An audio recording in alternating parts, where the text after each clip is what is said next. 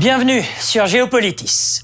Il avait fait naître d'immenses espérances lorsqu'il avait pris ses fonctions en janvier 2009. Il parlait tellement de paix et non plus de guerre qu'on lui avait même décerné le prix Nobel de la paix. Le fait même qu'il ait été élu, lui, le jeune sénateur venu de Chicago, était une page formidablement nouvelle dans l'histoire des États-Unis.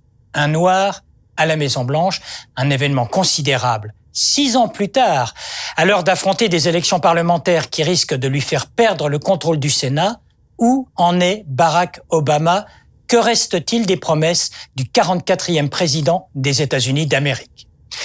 Au Sénat, à Washington, il y a 100 sièges, 2 par État de l'Union. Actuellement, les démocrates sont majoritaires, mais il suffirait le 4 novembre prochain que les républicains gagnent 6 sièges pour inverser la tendance. Et comme les républicains détiennent actuellement et vont continuer à détenir la majorité à la Chambre des représentants, eh bien, c'est avec un Parlement, disons, hostile que le président des États-Unis devrait composer durant les 2 dernières années de son second mandat. Difficile perspective pour un Barack Obama dont on peut d'ores et déjà tirer un bilan fort mitigé. C'est l'analyse de ce numéro de Géopolitis. Si le vicomte Alexis de Tocqueville revenait en Amérique en cette année 2014, il aurait bien du mal à reconnaître ce système de gouvernement américain dont il vantait les mérites en 1835. Pas ou peu de dialogue, voire un affrontement insensé entre la Maison-Blanche et une Chambre des représentants sur la question du budget, par exemple, un gouvernement fédéral obligé, faute de financement, de fermer, d'arrêter de fonctionner, comme à l'automne 2013, sans compter toutes les promesses non tenues, celles d'un président en qui le monde entier, pas seulement l'Amérique, voyait l'incarnation d'un nouveau style politique ou diplomatique, tout ce qui faisait la différence avec les 2 mandats d'un George W. Bush assimilé à une présidence très guerrière. Obama, en 2009, c'était l'homme de toutes les possibilités et de tous les défis. Hello, Chicago!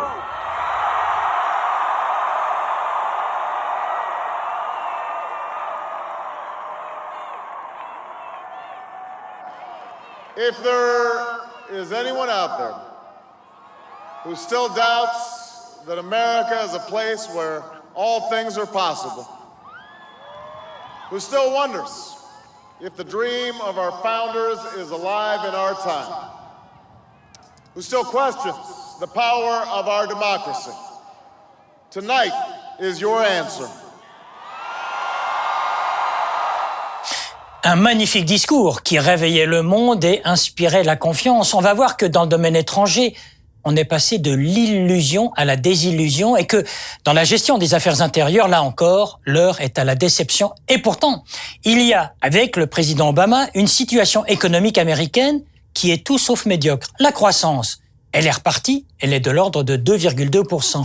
Le chômage, il est au plus bas depuis 2007, vers les 5,9%. L'inflation est maîtrisée à 2%. Et enfin, le déficit budgétaire est en baisse constante sous la barre actuellement des 3%. En somme, pour le président Obama, le bilan économique est plutôt positif. Tel n'est pas le cas en matière de réformes intérieures aux États-Unis. Tel n'est pas le cas non plus en matière de politique étrangère. There we go. Il avait dit qu'il fermerait Guantanamo. Il n'a pas pu concrétiser sa promesse. Le Congrès ne l'a pas laissé œuvrer en ce sens. De même, en matière de terrorisme, il aurait souhaité des procès aux États-Unis même, avec des procédures plus civiles que militaires, en vain. Il avait laissé entendre que les dispositions du Patriot Act ne seraient pas forcément reconduites. Il les a toutes reprises à son compte.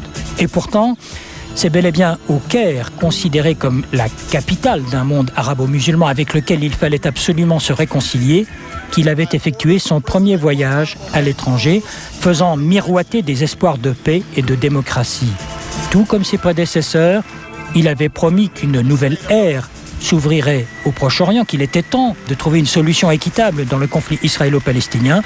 Tout comme ses prédécesseurs, il semble avoir échoué, même s'il lui reste 2 ans pour tenter l'impossible. Dans le discours de Prague, il proclamait sa volonté de parvenir à l'abolition des armes nucléaires, le fameux programme Zero Nukes. On parlait de reset, de redémarrage, notamment avec la Russie. 6 ans plus tard, c'est le système de défense antimissile qui est développé et les relations avec Moscou, crise ukrainienne oblige, sont au plus bas. Enfin, il y a les dossiers irakiens et syriens. Encore une fois, Barack Obama avait été élu sur un programme de désengagement militaire. Ce sera fait en Afghanistan à la fin de son mandat. C'était fait en Irak à la fin de l'année 2011. Mais la guerre a rattrapé Barack Obama tant en Irak qu'en Syrie. Il ne s'est résolu à ses options militaires que sous la contrainte.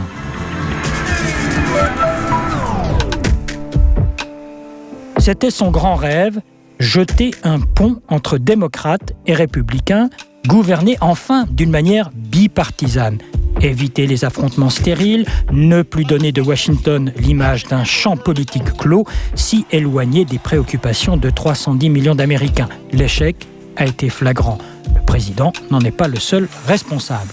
La réforme du système de santé, le fameux Obamacare, ce fut son grand projet et oui, il restera comme le premier président américain à avoir fait voter un texte instituant une couverture médicale pour 35 millions d'Américains qui en étaient dépourvus. Mais au-delà des débats interminables, il y aura eu cette mise en œuvre tellement chaotique et mal comprise et parfois même rejetée que c'est tout un bénéfice politique qui lui a échappé. La réforme sur l'immigration, un revers qui lui vaut l'hostilité de millions d'Américains et surtout d'Hispaniques, les textes de loi sur l'interdiction de vente de certaines armes automatiques et autres armes de guerre, un échec total pour ce président qui, au moins, avait osé énoncer les enjeux à chaque fusillade meurtrière.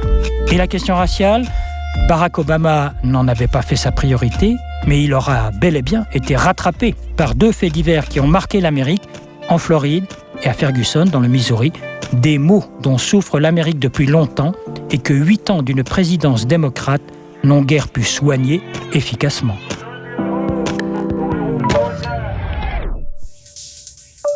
L'invité de Géopolitis, David Sylvan, qui est professeur de relations internationales à l'Institut des hautes études internationales et du développement, ici à Genève. Alors c'est facile de dire bilan négatif ou bilan positif, c'est entre les deux. Qu'est-ce qu'on retient ? On commence par la politique intérieure. Qu'est-ce qu'on retient de ce président Obama à l'intérieur des États-Unis ? Je crois, d'une part, il a fait beaucoup de changements. Il a fait voter le Congrès en réforme du système de l'assurance santé, ce qui est vraiment important. Ça met les États-Unis vers, disons, la fin du XXe siècle, enfin. Oui. Ils ont rattrapé leur retard. Pour la plupart, oui. Et deuxièmement, ils ont fait beaucoup de réformes en ce qui concerne, par exemple, le secteur financier. Et ça, il a sauvé les banques. Il a sauvé les banques, mais également, il a fait des réformes qui, pour l'avenir, pour la prochaine crash, la prochaine crise, etc., seraient vraiment utiles. Donc, je crois, pour moi, ce sont 2 changements vraiment importants. Il a également contribué pour 2 autres choses. Il a fait une série d'ordres exécutifs pour changer la politique envers le climat. Et enfin, simplement par ses discours, il a changé, disons, la tonalité pour la discussion de certains droits civiques pour les minorités, pour les gays, etc. Et ça, c'est vraiment important. Je crois qu'on le sous-estime. Mais il y a des dossiers sur lesquels il n'a pas progressé ou il n'a pas pu progresser à cause du Congrès. Par exemple, l'immigration et puis alors les armes. Et nous, Européens, ça nous choque toujours. Il n'y a aucun progrès en ce qui concerne la limitation des armes. Pour moi, un grand leader, c'est quelqu'un qui sait lutter dans une bataille qui serait perdue, mais qu'il marquerait des points pour le prochain volet. Et Obama raisonne toujours en termes de « OK, je vais perdre cette vote-là, donc je renonce ». Et il n'a pas, je crois, vraiment compris que précisément en bataillant, on peut changer. Il aurait pu gagner quand même. Oui, ou changer pour la prochaine fois. Bon, mais c'est peut-être pas son but, lui, de changer pour la prochaine fois. Lui, ce qu'il veut, c'est bien réussir son 2e mandat. Et encore une fois, en matière de politique intérieure, il va faire des choses assez nouvelles dans les 2 ans qui lui restent? Tout dépend franchement du résultat des élections dans le Sénat. Oui, s'il a vraiment un Sénat républicain contre lui, il est bloqué? Il sera complètement bloqué et il y aurait donc des batailles presque en termes continus, surtout à propos des nominations des juges. Voilà, le Congrès lui mettant des bâtons dans les roues. Parce que les républicains, enfin, il y a 6 mois, 8 mois à peu près, les démocrates ont bien compris qu'il fallait changer les règles de jeu pour les votes sur les nominations des juges. Et maintenant, ils agissent de façon très, très vite et ils ont commencé enfin à débloquer 4 ans, 6 ans de blocage pour la nomination des juges et maintenant on commence à voir des juges démocrates dans beaucoup de cours et de tribunaux et les républicains ont peur de tout cela, donc ça, à ce que sûr, ça, ils vont le bloquer. Ils vont le bloquer. Alors, parlons un petit peu maintenant de politique étrangère. Je vous pose la question très franchement, est-ce que nous, Européens, on a eu tort d'espérer tellement en la personnalité de Barack Obama? Oui, je crois. Mais moi, Pourquoi avons-nous eu tort? Parce que, et c'est pas seulement les Européens, c'est les journalistes et beaucoup de gens, ils ne comprennent pas que c'est un système, que même un président très puissant devrait agir dans un système. Et par exemple, prenez le cas des conseillers d'Obama. Obama, parce que d'une part, il manquait complètement de l'expérience au niveau exécutif. Et aussi, il manquait beaucoup d'expérience à Washington. Mais c'est le propre de beaucoup de présidents qui arrivent. Hein. Pas aussi que lui. Mais de toute façon, il a choisi systématiquement les gens qui avaient des CV, comme on appelle en anglais, the best and the brightest. Les meilleurs, les plus intelligents. Etc. Mais ce sont les gens qui manquaient complètement d'innovation et de créativité.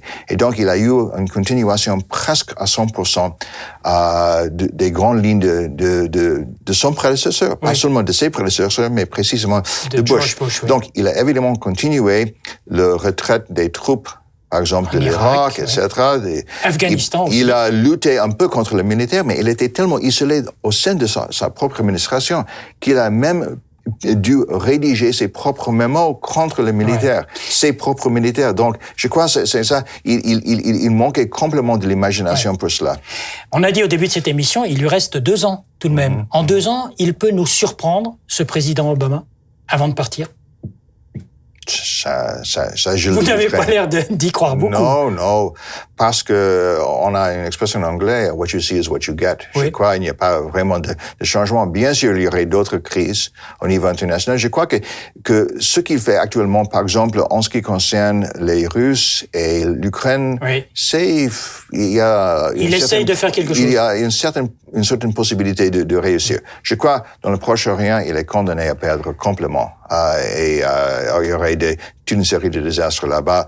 Pour l'Asie, c'est qu'on dit sur le back burner, c'est quelque chose qui est au deuxième plan pour l'instant. Une petite question, vous me répondez presque par oui ou par non. Est-ce que Hillary Clinton peut être présidente des États-Unis à la suite de Barack Obama? Oui. Est-ce qu'elle va être candidate? Oh, sûrement. Et vous pensez qu'elle sera élue? Pour moi, la véritable question, si elle peut convaincre les démocrates, son propre parti, de l'appuyer dans les primaires, parce qu'elle est détestée par l'aile gauche du parti. Parce qu'elle a été complicite pendant des années avec tous les grands banquiers de Wall Street, etc. Et il y a beaucoup de gens qui ne le pardonnent pas. Donc peut-être elle aurait des problèmes. Mais si elle gagne l'investiture, à coup sûr, elle serait élue.